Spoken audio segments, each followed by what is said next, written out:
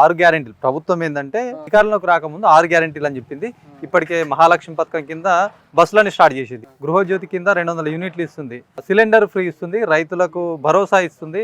మరి అంటే ఇవి ఎట్లా అందుతున్నాయి మీకు? ఈ పథకాల గురించి మీరు ఏమనుకుంటారు? పథకాలు ఇస్తారు కరెక్టే. ఇంకా 2 పథకాలు, ఇంకా 3 కావాలా? 3 అమలు అయినాయి కదా, ఇంకా 3 కావాలి కదా. ఇప్పుడు గ్రామ పంచాయతీ అవకతవక దొంగ రిజిస్ట్రేషన్ చేస్తుండే సెక్రటరీ సాబ్. నాన్న పేరు ఉన్నది వెంకన్న గారి Sailu, Y Ramireddy double bedroom కానీ 10 సంవత్సరాల రిజిస్ట్రేషన్ రాకొచ్చిండు. నేను కలెక్టర్ తట ప్రజావాణిలో పెడతా అని చెప్పిన. సెక్రటరీ అంటాడు 10,000 అంటాడు, 20,000 అంటే ఎక్కడి నుంచి పెట్టాలి డబ్బులు? ప్రజావాణిలో పోయి కలెక్టర్ తట పెడతా అని చెప్పి అట్లే ఊకున్నా. నువ్వు మాట్లాడుతున్నా, ఇంటర్ చేసుకోరు. ఏంది అంటే ఇప్పుడు పథకాలన్నీ కరెక్ట్ గా ఇంప్లిమెంట్ కావాలంటారా? మొత్తం అన్ని చేయాలంటారా? పథకాలు కావాలా సారు? ఆయన ఇచ్చే పథకాలు మొత్తం ఇవ్వాలా, అది కరెక్ట్. లేకపోతే కరెక్ట్ కాదు కదా. అది ఇస్తేనే సానుభూతి ఉంటుంది. ఏదైనా ఓటేస్తారు, ఎవరైనా ముందుగా వస్తారు, పనులు చేపించుకుంటాం, ఓటేస్తాం, గెలిపిస్తాం, అంతే, ఇంకేం లేదు. అంతేనా? అదే ఇప్పుడు చెప్తున్నా కదా, ఈ వాగ్దానాలను ఇచ్చేస్తే రైట్లే ఉంచుతాం కదా, గెలిపిస్తాం. ఈ వాగ్దానాలను ఇచ్చే గెలిపిస్తాం. ఎందుకు గెలిపాం? రైతు భరోసా కానీ ఇప్పుడు ఆయన ఇచ్చిన ఇప్పుడు అంటే పెట్టుబడి సాయం కూడా వేస్తున్నట్టున్నారు కదా. ఫస్ట్ బోనస్ వేస్తున్నారు కానీ రైతు భరోసా లేదు ఇదివరకు. ఇంకా వ్యవసాయానికి పుట్టాలు పోసారు ఇప్పుడు, నారులు సుఖము. ఇప్పుడు సెక్రటరీగా అవకతవకలు జరుపుతున్నాడు గ్రామ పంచాయతీలో. అది బాగా ఎంట్రీ చేసుకోమని చెప్పండి కలెక్టర్ సాబ్. మాదే ఇప్పుడు 10,000కు 20,000 కట్టమంటున్నాడు సెక్రటరీ. నేను కట్టగానే పెండింగ్ ఉంచినది ఇల్లు ట్యాక్స్. మా నాన్న పేరు ఉన్నది ఇల్లు మొత్తం అన్ని ఆయన నాన్న పేరు ఉన్నాయి. ఇప్పుడు ఇల్లు కడుతున్నాడు, మా తమ్ముడు కడుతున్నాడు. లోపల ఎన్నో కట్టేసి డబ్బులు రాకంటే రాకొచ్చి నా మీద మొన్న పోలీస్ కేసు చేసిండు. కుత్తని డంప్ కేసి పోయి పోలీస్ స్టేషన్ పోయినా కానీ ఆధారం లేవు, సాక్షులు లేవు. దొంగ కథల కింద పెట్టేసిండు. పోయి ఎస్ఐకి కలిసి వచ్చినాం మేము. అంటే గ్రామ స్థాయిలో కూడా అవినీతి పెరుగుతుంది, అధికారులు కరెక్ట్ పాలన చేయట్లేదు అంటారా? పాలట్లేదు, కరెక్ట్ చేయట్లేదు సెక్రటరీ. అన్ని దొంగ రిజిస్ట్రేషన్లే, ఒక ప్లాట్ ఒక్కోటి చేసేస్తుండు, ఒక్కోటి చేస్తుండు. ఆన్లైన్ అవసరమా? వాళ్ళని ఎంట్రీ చేసుకోమని చెప్పుకోండి. 6 గ్యారెంటీల అమలు ఎట్లా కొనసాగుతుంది అసలు మీ దృష్టిలో? ఈ కాంగ్రెస్ గవర్నమెంట్ 6 గ్యారెంటీలని ఇచ్చింది. అన్ని బోకస్ హామీలు ఇచ్చి గద్దెకి ఎక్కిన తర్వాత ఇప్పుడు శాత అయితే లేదు. గ్యారెంటీ ఒక బస్ తప్ప ఏ గ్యారెంటీ అమలు అవుతారే. రైతులకు 24 గంటలు కరెంట్ ఇస్తారు, కరెంట్ అన్నారు. ఆ కరెంట్ కూడా ఏడాస్తుంది, చక్కగా వస్తలేదు కరెంటు కూడా. ఏ గ్యారెంటీ? ఇప్పుడు బస్ అన్నారు, బస్ ఫ్రీ ఇస్తారు కానీ ఛార్జెస్ కూడా పెంచేసారు. ఇప్పుడు పాలన మొత్తం వేస్ట్ నడుస్తుంది. రియల్ ఎస్టేట్ మొత్తం కుప్పకూలిపోయింది. ఏడైనా కానీ గ్యారెంటీ పేరు చెప్పి అంత మోసం చేసిర్రు. 6 గ్యారెంటీలు అన్నారు, ఏది అమలు కాలే. గ్యాస్ అన్న సబ్సిడీ అన్నారు, గ్యాస్ ఇస్తుర్రా? గ్యాస్ కూడా వస్తలేదు. రీఎంబర్స్మెంట్ అన్నారు, అది కూడా రాలే. అంతా స్కూల్ స్టూడెంట్స్ అయినా కానీ ప్రీ మ్యాట్రిక్ స్కాలర్షిప్, ఏ స్కాలర్షిప్ వస్తలేదు. అబౌట్ బయట దేశాలకు 20 లక్షల స్కాలర్షిప్ అన్నారు, అది కూడా ఏం అసలు అమలు అయితే లేదు. ఎస్టీలకు అన్నారు, ఎస్సీలకు అన్నారు, మైనార్టీలకు సబ్ ప్లాన్ అన్నారు. అన్ని బోకస్ మాటలు చెప్పి గద్దెక్కిన కాంగ్రెస్ అంతా జూటా హామీలు ఇచ్చిర్రు. 200 యూనిట్స్ కరెంట్ అని చెప్పారు, అవి అమలు అవుతున్నాయి ఒక విధంగా. సిలిండర్ కూడా కొంతమందికి వస్తున్నాయి కదా, మరి దీనిపైన 200 యూనిట్స్ కొందరికే వస్తున్నాయి. గ్యాస్ కూడా నేనైతే డిమాండ్ చేస్తున్నా, విలేజ్ వైజ్గా మీరు శ్వేతపత్రం ఇవ్వండి. ఎందరు మందికి వస్తున్నారు ఏంది డేటా, అఫీషియల్ డేటా ఇవ్వను కదా, మాటలు చెప్పుడు కాదు. చేతల చూపించిన కేసీఆర్ గారు ప్రతి వాగ్దానం చెప్పిన తర్వాత అమలు చేసిండు. 57 ఇయర్స్ ఎవరు పెన్షన్ అడగలే, కిట్ ఇచ్చిండ్రు. హాస్పిటల్ పోగానే కేసీఆర్ కిట్ ఇచ్చిండు. ప్రతి దానికి మిషన్ భగీరథ, ప్రతి చేసిన దానికి అమలు చూపించిన నాయకుడు అంటే కేసీఆర్. ఇప్పుడు ఏంటంటే రేవంత్ రెడ్డి పాలన అంతా బోకస్, ఖాళీ మాటలకే చెప్పిర్రు, ఏ గ్యారంటీ అమలు అయితే లేదు. ఇప్పుడు కోట్ల రూపాయలు 4,000 కోట్లని మైనార్టీస్కి బడ్జెట్ చెప్పిర్రు, ఏడా అమలు అవుతుంది? ఏడైనా స్కాలర్షిప్ వస్తుందా?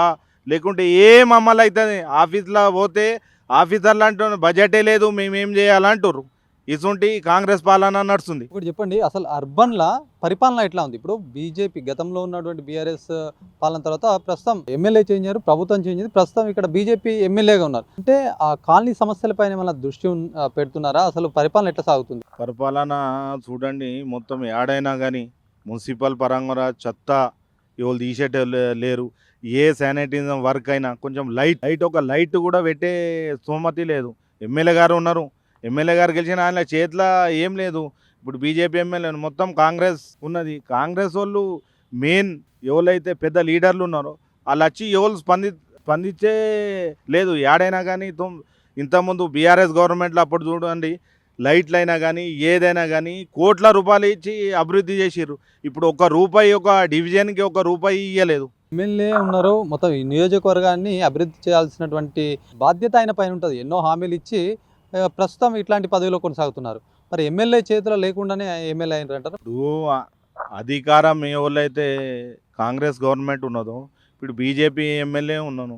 ఇప్పుడు ఆయనకు ఫండ్స్ ఇస్తే కదా, కాన్స్టిట్యున్సీ ఫండ్స్ అయితే రావాలా కదా. అయినా చేత రాకుండా కాంగ్రెస్ వాళ్ళకు ఇసురు వాళ్ళు ఏడైనా కొన్ని ఇప్పటిదాకా ఒక రోడ్డు మరమ్మతు చేసిన దాఖలాలు లేవు. అంటే ఒక యువకులుగా మీరేం చెప్తారు? 6 గ్యారెంటీలని మీరు ఎట్లా చూస్తారు?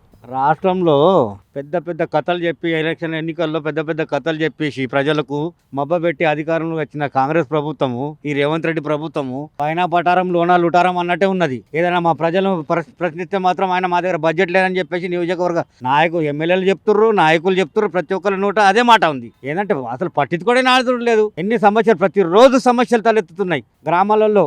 ఏ కాలనీలో కానీ రోడ్లు కానీ ఎక్కడంటే అక్కడ తోబేసి వదిలేస్తున్నారు. తను పూడ్చి వాడలేడు. గతంలో బీఆర్ఎస్ ప్రభుత్వం హయాంలో ప్రతి సంవత్సరం ప్రత్యేక బడ్జెట్ ఏర్పాటు చేసేసి రోడ్లను మరమ్మతు చేసేది, డాంబర్ రోడ్లు వేసేది, సీసీ రోడ్లు వేసేది. అలాంటిది ఈ కాంగ్రెస్ ప్రభుత్వం వచ్చిన తర్వాత అసలు మరమ్మతులో నొచ్చుకోవడం లేదు. దాంతోపాటు కరెంట్ పోతే ఒక 5 నిమిషాలు కరెంట్ పోతే ఏఈలకు కానీ డిఈలకు కానీ డిఐల విషయంలో ఫిర్యాదు చేయండి, వాళ్ళపైన చర్యలు తీసుకొని ఇమీడియట్ సస్పెండ్ చేస్తామన్న ఈ రేవంత్ రెడ్డి రాష్ట్ర ముఖ్యమంత్రి ఎప్పుడు కరెంట్ పోతుందో ఎప్పుడు వస్తుందో అర్థం కాకుండా ఉన్నది. ప్రజలే ఆయమయంగా ఉన్నారు. దాంతోపాటు ఇప్పుడు గ్యాస్ సిలిండర్ అన్నారు. గ్యాస్ సిలిండర్ ఎవరికి వస్తుందండి? ఆ కాంగ్రెస్ పార్టీకి సంబంధించిన నాయకుల అనుచరులకు కానీ వాళ్ళకి సంబంధించిన ప్రజలకు మాత్రమే వస్తున్నది. అదేవిధంగా రైతు భరోసా కూడా అదే అరకొర మాత్రమే ఉంది. దాంతోపాటు కళ్యాణ్ లక్ష్మి షాదీ ముబారక్ తులం బంగారం అన్నాడు. తులం బంగారం లేదు, చటక్ బంగారం లేదు. అది ఎటు పోతున్నదో ఏమో అర్థమవకుండా ఉన్నది. వాళ్ళు చెక్కులు ఇవ్వడానికి, షాదీ ముబారక్ చెక్కులు ఇవ్వడానికి అధికార పార్టీలో ఉన్న ఎమ్మెల్యేలు ముందుకు రావడానికి జంకుతున్నారు. ఏడ ప్రజలు ప్రశ్నిస్తారేమని చెప్పేసి. అదేవిధంగా బీజేపీ ఎమ్మెల్యే ఉన్న నియోజకవర్గంలో మాత్రం కాంగ్రెస్ పార్టీ నాయకులే ఆధిపత్యం నడిపించి వాళ్ళు చలామణి అవుతున్నారు. ఇలా ఈ విధంగా కొనసాగుతున్న రాష్ట్రంలో. దీనికి రాష్ట్ర ప్రభుత్వంగా ఇమీడియట్లీ ఎన్నికల్లో ప్రజలకు ఇచ్చిన హామీలను తక్షణమే 6 గ్యారెంటీలను తక్షణమే అమలు చేసి ప్రజల సమస్యలు అమలు చేయాలని మేము డిమాండ్ చేస్తున్నాం. ఇప్పుడు మహాలక్ష్మి పథకం మీద ఇప్పటికే ఇంప్లిమెంట్ చేసిన మహాలక్ష్మి పెద్ద సక్సెస్ అయింది రాష్ట్రంలో అని కాంగ్రెస్ నాయకులు చెప్తున్నారు. కాంగ్రెస్ నాయకులు మహాలక్ష్మి పథకం సక్సెస్ అయిపోయిందంటే నడుస్తుందా? ఒకవైపు బస్ ఛార్జ్ పెంచేసారు, రెండో వైపు లేడీస్లకు ఇచ్చిర్రు. లేడీస్లకు మొత్తం బస్సులన్నీ లేడీస్లు నిండిపోతున్నారు. పైసలు కట్టిన ప్యాసింజర్లు నిలబడకుండా తిట్టుకుంటా, మొగళ్ళు కానీ తిట్టుకుంటా కూర్చుంటారు ఆడోళ్ళు. అసలు ఎంత ఘోరంగా పరిస్థితి అయిందంటే అసలు యాక్చువల్గా ఈ బస్సు పాస్ అనేది, బస్సు ఫ్రీ అనేది ఆధార్ కార్డు కాకుండా రేషన్ కార్డు పెడితే చాలా మంది బాగుంటుండే. గవర్నమెంట్ ఉద్యోగాలు చేసే కూడా లేడీస్లు కూడా ఆధార్ కార్డు తీసుకొని పోయి ప్రయాణం కొనసాగిస్తారు. అది ఎవరికి మేలు జరుగుతుంది? ప్రజలకు, పేదలకు మేలు జరుగుతుందా? ప్రభుత్వ ఉద్యోగస్తుల లేడీస్లకు మేలు జరుగుతుంది ఫ్రీ బస్ ఛార్జెస్. అసలు దీనిపైన రాష్ట్ర ప్రభుత్వం పునరాలోచన చేసి ఈ ఫ్రీ బస్సు విషయంలో చర్చ జరిపి అర్హులైన వారికి సంక్షేమాలు అందే విధంగా చర్యలు చేపట్టాలని మేము డిమాండ్ చేస్తున్నాం.